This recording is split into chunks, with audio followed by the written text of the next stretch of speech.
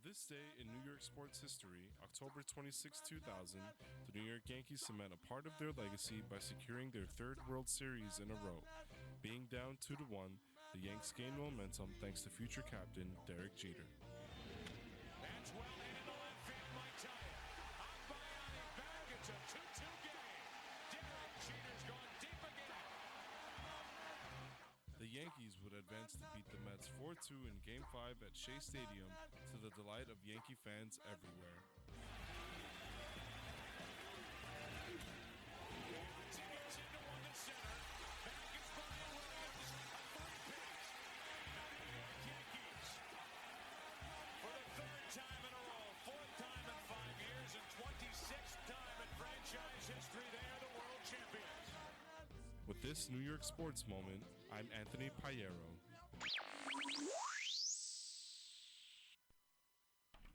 Hey everyone, we're back. This is Payero's Power Play. Patrick's joining me, Patrick McCormack. We're back for another segment. That was our promo there for the World Series of the year 2000 when the New York Yankees defeated the New York Mets. It was a fantastic It was a year. great year. Still have bragging rights. Yeah, man.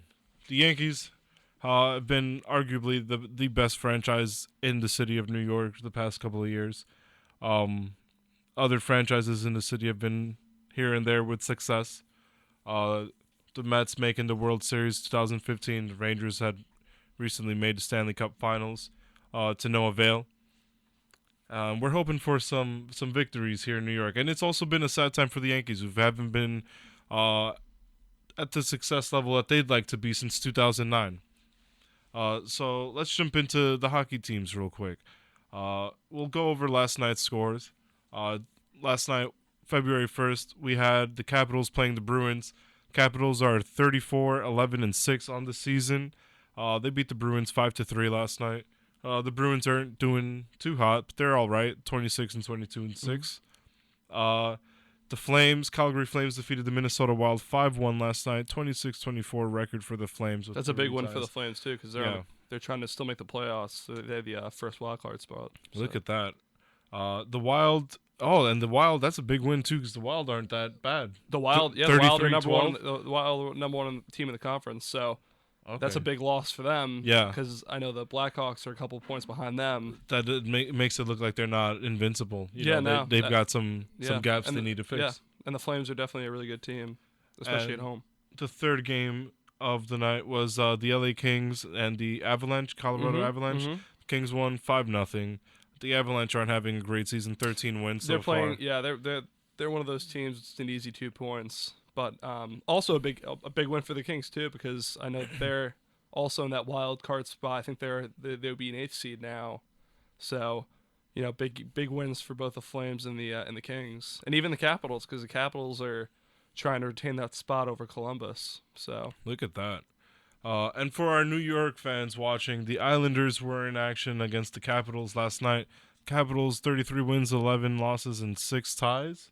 Is that 6 ties? It's overtime or shootout losses. Overtime shootout. Okay. 3-2. Look at that. Yeah, man. Islanders won. They're all right. Well, I know. The Islanders aren't. I think they'd like to have a better season this year than they after winning a playoff series for the first time in over 2 decades. Right.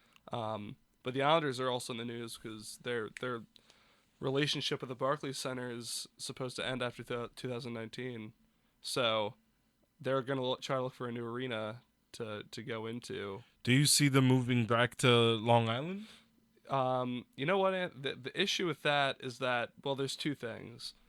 Nassau County is planning on renovating the Nassau Coliseum, and it would go down to instead of 16,000 where it was originally at, it would go down to 13,000. Which for a permanent NHL franchise, it's too small, so you can't move in there. It's also, if Nassau County on Long Island is willing to pay for the Islanders and pay for the arena and the renovations that, I don't know if you've ever been in there, but that were definitely needed. I don't know. It could go both ways. They might. I read a rumor that they might try and build arena right next to Citi Field. Okay. Which would I like that 10 times better than Brooklyn. Because I know a lot of Islander fans in Nassau, especially on that Queens Nassau border.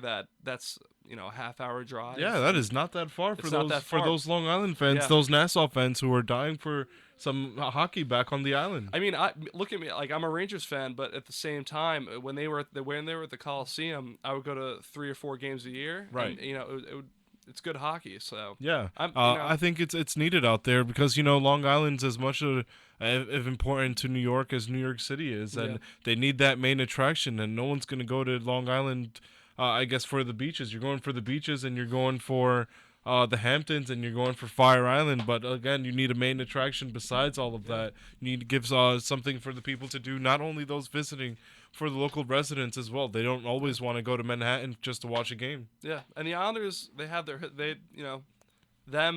back in the '80s, they were a legitimate dynasty. It was a powerhouse. They, they were beating Wayne Gretzky's Oilers. Yeah, they were the They team. were bullying everyone.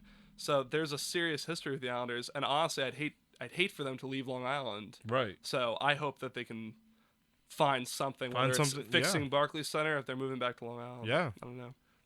I'm interesting to see what happens there. Yeah. They got a couple of years to fix that. But hopefully they don't want to wait till 2019 to sort things out. Yeah. They want to be ready to move out. Yeah. And let's end our segment here with the talk of the Blue Shirts, the Rangers, who lost 6-4 to the Blue Jackets. Columbus, fantastic year Columbus, that they're having. great team. Everyone. Fantastic year. Cam Atkinson is really broke out of his shell. They have a couple of defensemen who are really solid. So you know what, like that game 6-4, and I'm sure a lot of Rangers fans will agree with me. Offensively, the Rangers are a really, really fun team to watch. Especially picked up Michael Grabner this year. No one really expected that much out of him. Already has 22 goals. JT Miller, Chris Kreider, everyone's Matt Zuccarello, not scoring as much, but still getting his name on the score sheets. I'd just say the number one issue for the Rangers right now is probably on the defensive end. Yeah. Lundqvist isn't having as strong a year as he's been, the past decade, but Right. I contribute a lot of that to the play in front of his net. There are a lot of defensemen on the Rangers that just aren't picking up their slack. So, I was gonna ask you what happened in last night's second period. I don't know if you watched the game. It was 4 goals given up. It's if you look at some of the goals, I'm trying to remember which. I think it was either the third. I think it was the third goal after they pulled Lundqvist. That's a fluff goal. He should have that, but especially Kevin Klein just totally missing his assignments, not playing defense as he should, an NHL player should. Same with Brady Shea, leaving his man out front, helping with the centers behind the net. It's stupid mistakes that should be corrected, but they're not, and that's the reason the Rangers are losing every game 6-0 and then scoring 5 goals in the third period. Yeah, they had 4 goals in the third period That's last night. and they've had games. I remember a couple weeks ago against the Stars. Yes, same thing. They scored 4. They were literally 1 goal away, and then they had 3 shots at the end. So honestly, offense isn't the problem, and especially with a coach like Alain Vigneault, Who just got an extension. Offense will never be a problem. I just really hope that they can fix Shea, Girardi, Mark Stahl. I understand he's had injuries. Clendening. It's just there needs to be some type of adjustment, whether it's their planning or whether it's their pairings on the defensive end. So I don't know. Yeah, something needs to happen. Because as of right now, if the playoffs were to begin, they have a 7th seed. So, Okay.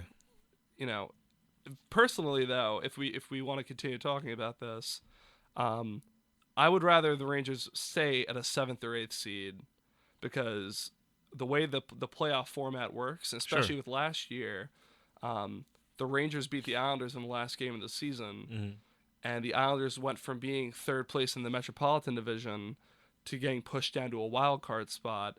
But look at it this way: the 2 wild cards, the 7th and 8th seed, play the 2 winners of both the Atlantic or the Metropolitan Division and the Eastern Conference. So the Islanders played the Florida Panthers, which, obviously we all know the Islanders won 6 games. The Rangers played the Penguins, and that was supposed to be a reward for not being in the wild card. The wild card So team. I don't know if the NHL has to fix this, but if you if you have a high seed, if you get like a certain amount of points, you should be rewarded for it. You should be playing a team that's a lower seed than you are. Yeah, that's Where a lot of the times now you're seeing like if playoff picture, you have a team like Columbus who's been absolutely phenomenal and playing right. so well, Yep. playing a team like the Penguins. And at the end of the day, would you rather play the Canadians who had a hot start and have been slowing down as of late, or would you rather be playing the Penguins who have just been consistent and are only getting hotter as Sidney Crosby's playing out of his mind? Yeah, So that's just something to think about. that's a lot to take into consideration. Yeah. So the Rangers again, they had a couple of guys come into the clutch last night, scoring in the fourth. VC's got 12 goals on the season. He's having a good year. He had a good Is start. Grabner leading the team? Grabner's leading the team. Yeah, he's got I think 20. After, He's 22. I think after him is Chris Kreider. He has 19 goals. Kreider has 19 goals and as then of last JT night. Miller has 18 or 16. And Kevin Klein, who you mentioned, who's lacking on defense, scored last night too. Yeah. But again, that's not the problem for the Rangers. The problem is they've got some gaps in the defense that needs someone to step up Yeah. and handle the situation. So, congratulations on their success so far, but we want to see more as fans Absolutely. and as commentators. That's gonna end our segment here. This is WICR. This is Payero's Power Play. We are here Thursdays at 2 every week. Follow us on Twitter at Platano Guy, at Payero's Power Play. Patrick, why don't you share your handle with the people? At Patrick _Datrick. Give me a follow. I'll follow back. And also, don't you have a Twitter account set up for a class? You want to give yourself a that little is plug? that is Patrick. I'm sorry. That's at Finn. Big M, little C, big C, little CK. If you can remember that. So, that's my mass communications Twitter. If you'd like to follow it. All right. That's going to be a wrap for us here. Thank you guys for tuning in. We'll be back next week. So long.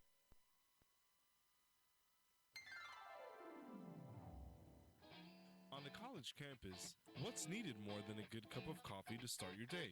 You can't go to class without your favorite Java boost. Check out the new Starbucks in the basement of La Penta. Starbucks is as authentic as can be, with baristas that cater to all of your needs. The coffee's made fresh each day, and each cup is brewed just the way you like it. They have everyone's favorite cake pops and even feature seasonal drinks like the pumpkin spice latte. Get your drinks and treats at Starbucks, where every gale matters.